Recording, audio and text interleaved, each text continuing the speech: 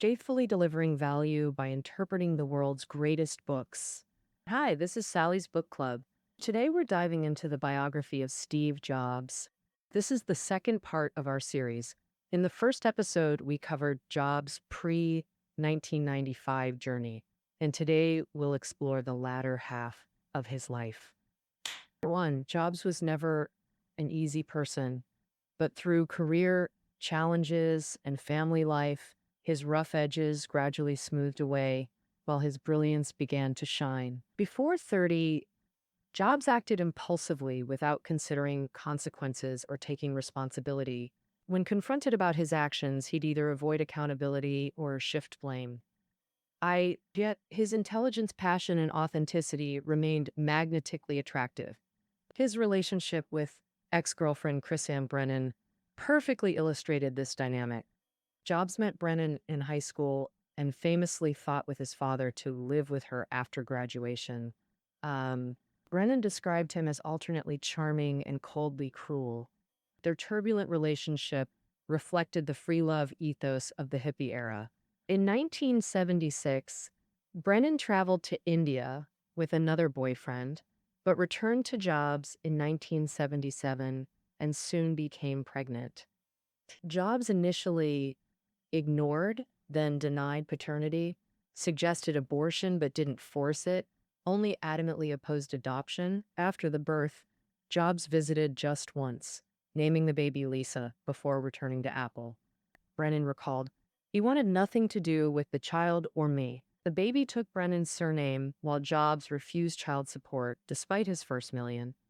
This led to legal action he lost, though he later had a change of heart. Eventually, he bought them a house, took Lisa to work in Japan, even naming a computer after her. That's the Lisa computer we discussed in our previous episode. Reflecting on this complex history, Jobs admitted his immaturity and wished he could have done better. When you think about it, Jobs was only 25 when Lisa was born. As a Silicon Valley celebrity, the scandal of fathering a child out of wedlock likely shamed him into denial, even lashing out at journalists covering the story. With age came gradual remorse and self-awareness. His journey learning to parent this daughter appeared confusingly inconsistent to outsiders. Jobs' other famous lover, folk singer Joan Baez, also found him emotionally unpredictable. For instance, Jobs once recommended a Ralph Lauren red dress, saying it suited her perfectly. Baez assumed the young millionaire would gift it to her. Instead, he took her to the boutique and said, "You should buy it." Baez had to admit, "I can't afford this." Jobs just shrugged, bought himself shirts, and left with her. His meeting with wife Lorene Powell, however, reads like romantic fiction. During a Stanford MBA talk Jobs gave, Lorraine arrived late and took reserved seating, ending up right next to him. They hit it off immediately. And post-lecture, Jobs ditched his team to ask Lorraine to dinner. The 4-hour meal culminated in official dating status by Saturday. 3 months later, Jobs proposed. They married in March 1991. Why Lorraine?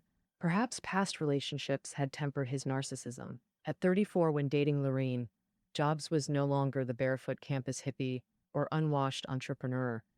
He burned bridges with Wozniak, investor Mike Markula, Apple CEO Scully, Mac team, Apple itself, even Next employees. Perhaps this humbled him.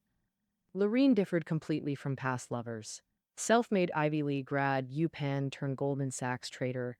3 years later, she quit her job, traveled through Italy, then headed to Stanford for her MBA. This trajectory reveals much about Lorraine's character. Intelligent without arrogance, emotionally resilient enough to handle Jobs' intensity, yet detached enough to avoid constant conflict. Their marriage produced 3 children, 1 son and 2 daughters.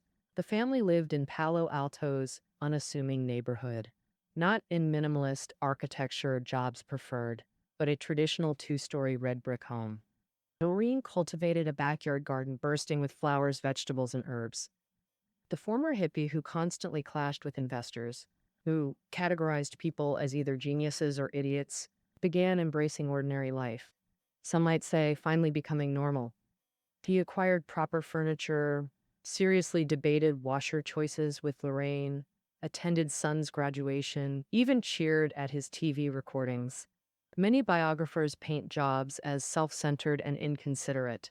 But which successful Silicon Valley executive isn't? Tim Cook, his 13-year colleague and successor as Apple CEO, saw deeper. When I first met Steve, he was arrogant yet passionate, but already showing vulnerability. That softer side gradually became dominant over our 13 years. You'd witness his tenderness in unexpected ways, impossible for someone purely transactional. Second, Jobs' maturation came not just from age and family, but crucially from founding Next and Pixar. After leaving Apple in September 1985, he sold all shares within 5 months, launching Next, workstations, and Pixar, computer graphics. 3 decades later, we marvel at his foresight. Both fields became billion-dollar industries, though Jobs initially missed riding their waves. First, Jobs wasn't skilled at hardware engineering or coding. His genius lay in trend forecasting and creating desired user experiences. But these talents proved useless in the enterprise hardware battlefield. Secondly, established competitors dominated workstation and computer graphics markets with earlier entry, clearer focus, stronger engineering culture, and better cost performance. They locked down the market, forcing Next to pivot to software development, eventually abandoning hardware entirely, yet still bleeding cash. Jobs kept diluting equity to attract investors, barely keeping companies afloat. Pixar fared worse. Unsellable hardware, niche software only Disney bought for animation management, perpetual losses since inception. Remember, Apple's first product broke even, the second became hit. Thus, Jobs only tasted startup success before enduring real hardship through Next or Pixar. From 1985 to 1995, he poured all Apple stock proceeds into these money-losing ventures. Yet, as Pixar neared collapse, Jobs gambled $300,000 funding animated shorts. This bet yielded unexpected returns. Disney showed interest, proposing collaboration. Final deal, Disney financed, distributed, Pixar produced, animated feature. This clarity made Jobs axe Pixar's hardware division completely. Ironically, the hands-on micromanager changed approach. At Pixar, he shielded animators from interference instead of controlling details. This empowerment strategy shocked those familiar with his past behavior. He told lead John Lasseter, "I only ask one thing, make it great." Here he acted not as corporate executive but artist, profit secondary to excellence. When Disney disliked the demo, he personally funded rewrites and mentored animators. He completely restrained his micromanagement, empowering creative freedom. This combination of persistence and trust yielded extraordinary returns. The groundbreaking film we all know, Toy Story, released November 1995. It grossed $30 million opening weekend, recouping costs, eventually earning $360 million globally as box office champion. Pixar officially transformed into animation studio, later acquired by Disney for $7.4 billion. Jobs thus became Disney's largest shareholder.